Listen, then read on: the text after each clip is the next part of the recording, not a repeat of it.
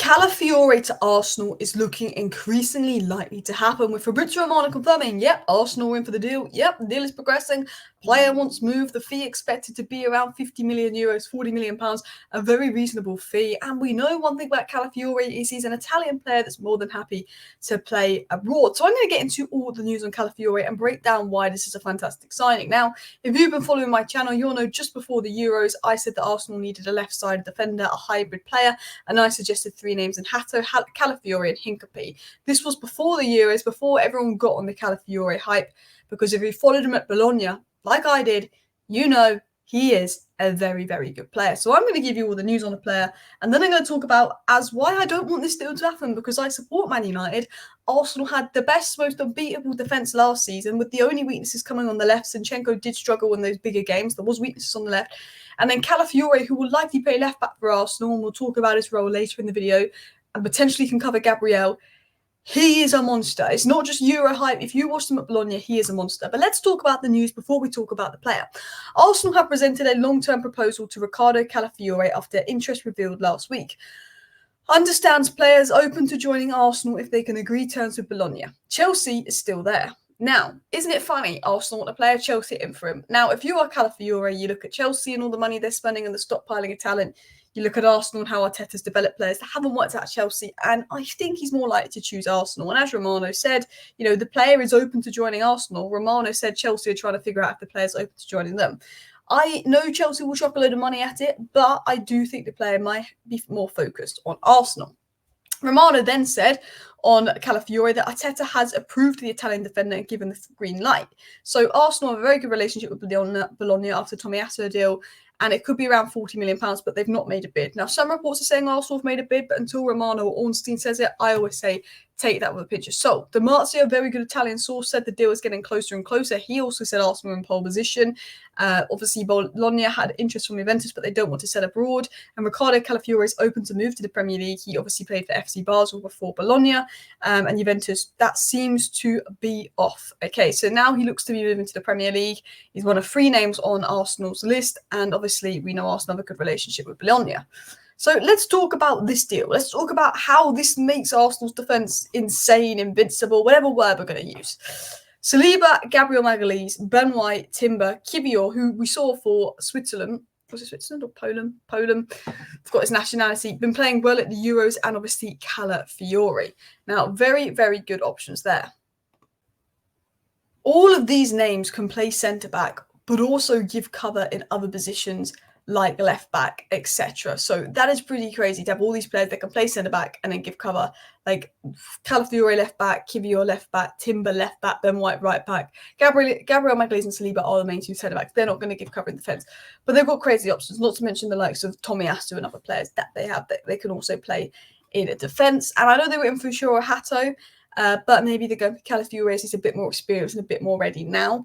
So, as you know, my three suggestions for that role for Arsenal were Hincapie, Calafiori and Hato. And to be honest, Calafiori, I said I don't think it happens, but I said that would be a great deal, and he's very Guardiola-like. And when I talk about Arteta, I always say, you know, Sesko's Haaland-like. Haaland's at Man City. He worked under Pep. Guardiola is very Calafiori is very Guardiola-like, but also has elements of John Stones in his game, who are Man City centre-backs. And, you know, Arteta does have, let's say, some similarities to Man City. So let's tell you about the player. He's a centre-back, left-back hybrid player. He is as good at left-back, good at centre-back, very good at defending the wide channels. He's left-footed, obviously. He's 6'2", so physically very, very good. I assume he plays left-back at Arsenal, but left centre-back if Gabriel gets injured. I believe that, you know, Arteta wanted Lisandro Martinez 2 seasons ago, obviously went to United because of Ten Hag. He would probably do that role that Arteta always wanted. You've got Timber doing it potentially at right back, Calafiori potentially doing it at left back. Timber could also give cover to that role at left back. So if we look at this here, he's played 49 games as a left back and 43 games as a centre back in his career. But last season at Bologna, he played 29 games as a centre back and 6 games as a left back. He has predominantly played centre back recently, but he is able to play left back and he is able to play in a back 3, a back 4, whatever you call it. So what are his strengths and why do I think this is insane signing? So we're going to talk about his strengths in terms of his ball playing ability. Now, I think one of his greatest strengths and one of the things he is better at than most defenders is ball carrying, moving the ball upfield. He has that pace and power, those long legs, the ability to dribble, the agility to move the ball, keep the ball at his feet. He is a centre-back that is very comfortable dribbling, which is why he can play left-back, because he can get up the pitch, he can make things happen. He's got that drive to get past players, and he's very good at just getting the ball from defence to attack, progressing the ball. But on top of being able to carry, he needs to be able to pass. In Arteta's system, you need to be able to pass, make the ball do the work. And he does that. He can pass through defence. He can play out from the back. I believe his passing accuracy is 89.2%. And his long passing accuracy is 76.6%, which shows that he is able to pass with ease. He's able to break the lines, play out from the back. And one thing, he seems very comfortable having the ball at many angles. So when he does receive the ball, he can pass at certain angles and in tight spaces, which is what Arteta will want in his players. And one of the reasons Jurriën Timber was signed. And then obviously, he's one of those players, when he gets the ball, he wants to move it forward. He wants to attack. He's a defender that's very attacking minded, in the sense of he's going to play those passes. He's going to boost the team up and boost his team in build up. But he's also got those defensive abilities you want in a player. His reading of the game and anticipation is very good. And Arteta, Arsenal, they had the best rest defence in the league last season. Their defensive numbers were lower than anyone else's in the Premier League by a while. Especially if you look at the XG conceded, Arsenal were a lot lower than everybody else, because their players are very clever at understanding Arteta's system, their positional awareness, anticipating the game. And Calafiori, again, can further add to that. He's very good at intercepting passes to the striker, putting pressure on attackers and reading the game. He's also very good at closing down space. If Arsenal do leave space, he's able to get over that space quite quick. He is a very quick, mobile defender, and I think in the Premier League, there's always questions, can he deal with the physicality of the Premier League? And I believe he can. He's got the legs, he's got the agility, he's got the athleticism, he's got the strength, he's good in the duels as well. He's 6 foot tall, 6'2" tall. He has a 71.4% success rate for aerial duels, which is going to make him good at set pieces as well. And because he's had experience playing left back, he's very good at defending the wide channels, which you need to be in the Premier League. He's good at defending wide spaces, closing off angles, and dealing with 1v1 situations. He'll predominantly be playing left back at Arsenal, so he needs to be competent at defending the wide channels. And maybe he'll play left centre back in Gabriel, you never know. But I assume Arteta's bringing him in for left back, because that's what he wanted to do with Sandro Martinez. And I think Zinchenko is probably their weak spot there at Arsenal. But his ability to close off crossing angles, cut players down, defend the wide channels, he's got similarities to Mickey van der Ven's done that at Tottenham. He's good at defending transition. He'll bring a lot of strengths that I think will be beneficial to Arsenal. And of course, it's just ability to adapt. He's a left back, left centre back hybrid role, and he can shift between positions. You know, if Arteta wants to change, he lines up, let's say Arteta lines up with 4 at the back, but in, possession, all of a sudden Jurriën Timber or Ben White becomes the pivot player with Declan Rice, and he then plays 3 at the back in possession. He can shift into that third centre-back role. And I think he'll give Arteta versatility. Arteta said one of the reasons he signed Kai Havertz was because he wanted to make Arsenal less predictable. And Kai Havertz gives Arsenal all these outlets out of possession, all these positional rotations and options, and he's a very unpredictable player. But Arteta, we know he likes to change his systems in build-up, in play, and he likes to make changes in game. He will necessarily line up with maybe a 4-3-3, but it may shift to actually the right back inverting and Calafiori tucking in as that left centre-back. And, Zinchenko's previously inverted into midfield, but maybe Ben White's shown he can do that this season. Jurriën Timber is more than capable of doing that this season. And then that would mean that Calafiori could sit as that wide centre-back, and he can shift between the positions and make Arsenal more unpredictable, give Arteta tactical adaptations and ways that he can play. And, with his ball carrying skills, with his passing skills, and being a strong defender, he'll be good in and out of possession for the defence. He adds to the attack because he can overlap and underlap the fullback. He is actually quite an attacking-minded player, and when he plays left back, he's comfortable in that role, and has got 2 goals and 5 assists this season, so has impacted the game in the final third. But what I think makes him stand out is his speed and understanding of the game.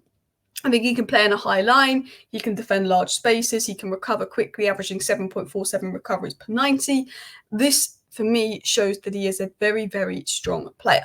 So let's talk about Calafiori, his map, and all of this as well. If we look at Calafiori, you can see his assists is in the 99th percentile, his shot creating actions is in the 97th percentile.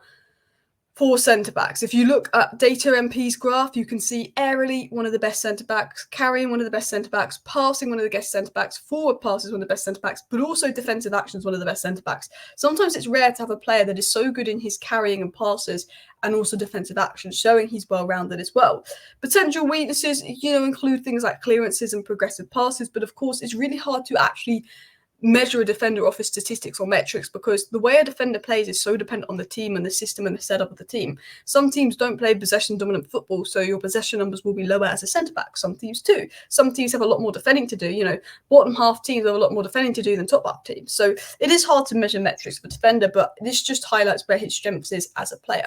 Now, I believe his role at Arsenal will be at left back, and I believe that that is a very strong back line for Arsenal. I actually think Timber giving Ben White some serious competition as well moving forward, because with Gabriel and Saliba and Calafiori, they're all quite tall and physical. Maybe the mobility and agileness of Timber could add to the right-hand side, but Ben White arguably was the best right back in the league this season, so it's going to take a lot for Timber to take his spot. Now, with you can see Calafiori in Bologna, he won the most possession, he won the most aerial duels, the most interceptions, and the most assists for Bologna during the campaign, and had a very good season. Now, I'm going to show you his FPref statistics. As you can see here, 99th percentile for assists, 97th percentile for shot creating actions, 92nd percentile for successful take-ons, 81st percentile for progressive carries, passes attempted and passes completed, obviously in the 79th percentile, tackles 1.80, interceptions 1.92, which is in the 96th percentile. And these metrics here just say Calafiori reads the game well, he carries the ball well, he passes the ball well, and is an attacking threat, which we all know. So to conclude, he never gives up. He's always committed. He likes to move the ball forward with power and control. He's a good passer, especially long passer. He anticipates the game well. He wins most of his aerial duels. He defends wide areas well. He can play left back and left centre back roles. He makes runs and gets goals and assists, and he keeps a high line and recovers the ball quickly. He's also good at turning and curating. He's good on the ball. He's good at receiving the ball from multiple angles, turning, curating, moving the ball quickly, running with the ball. He's going to give Arsenal a lot of options, and I think Calafiori will be a brilliant signing for Arsenal. Let me know your thoughts down below. Please do hit that like button. Of course, subscribe down below if you're new. Thank you for watching. Bye.